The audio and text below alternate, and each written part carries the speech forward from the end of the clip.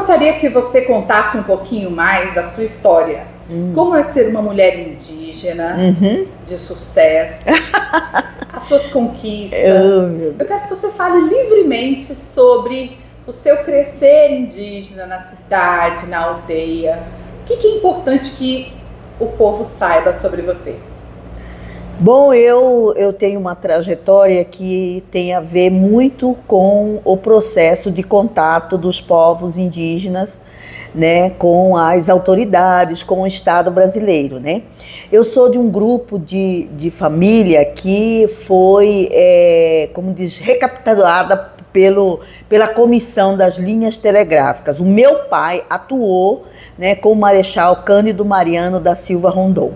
Naqueles idos, né, da década de começo do ano 1900, né, o meu pai, ele foi o marechal, né, pode-se dizer assim, ele esteve nos territórios do meu povo, né, e foi assim o encontro que ele teve com o Marechal Rondon. Por outro lado, a minha mãe é de um dos últimos grupos de boi, né, do povo boi, bororo, né, que habitavam aquela região da reserva do Cabaçal, mas ficava entre a região também do Pantanal. Então, eles são desses últimos grupos, né? E a história da minha mãe é uma história muito triste, né? Uma história, assim, de resiliência, mas, por outro lado, de perdas. Inclusive, perdas irreparáveis, né? De família, de contatos, né? E, principalmente, de referência territorial. Já do meu pai, como ele foi servidor, ele foi funcionário das linhas telegráficas. Naquele momento, né, que Marechal Rondon teve um período que ele atuou com os povos, né? Ou seja, ele, naquele momento que estava em contato com as comunidades indígenas, ele procurava servidores, né, indígenas, né, com determinadas habilidades, né, para poder acompanhá-lo, para começar a adentrar, né, os territórios dos povos indígenas. No caso do meu pai, na época, parece-me que ele tinha em torno de 17 anos de idade.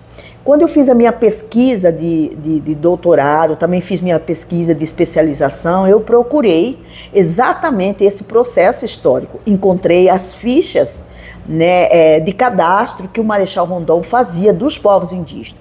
É um cadastro, inclusive, que apresenta características físicas, costumes, tradição, onde que o povo era, o território, né? Foi a partir disso, né, que eu pude situar qual era a região na qual meu pai pertencia, né, e qual era também o grupo dele. E nesse sentido, assim, o território do meu pai é a região que temos até hoje, que fica em Tangará da Serra, próximo daquela serra, né? É um território que, inclusive, no tempo da demarcação, que o Estado passa a reconhecer, assim, os territórios dos povos indígenas, né, a partir da década de 1970, e aí a gente conseguiu, né, fazer com que o território se adentrasse, né, para ocupar também, né, o mapa do Estado brasileiro. Né? É uma história bastante longa, né? Porque tem uma trajetória, né? Então a minha vida, assim, história de família, a história do meu povo se cruza também com a história de contato, né, dos povos indígenas com a sociedade nacional. Né? E eu fui, quando eu completei os 20 anos de idade, eu retornei para a comunidade. Porque, na verdade, o meu pai também, quando ele estava na década de 50, mais ou menos, ele estava muito doente, né? Porque ele pegou essas doenças tropicais que, na época, se abatia muito os povos indígenas. O contato dos povos com a sociedade nacional não trouxe boas, assim, benefícios, nem histórias. Se você for fazer um relato, né, buscar nas memórias das comunidades, elas contam, né, de perdas irreparáveis, né? No caso do meu pai também nós tivemos perda. Ele perdeu, assim, a família dele, né, com uma crise, uma série de situações, né, de alarmante, de doenças tropicais que adentravam aquela região. né?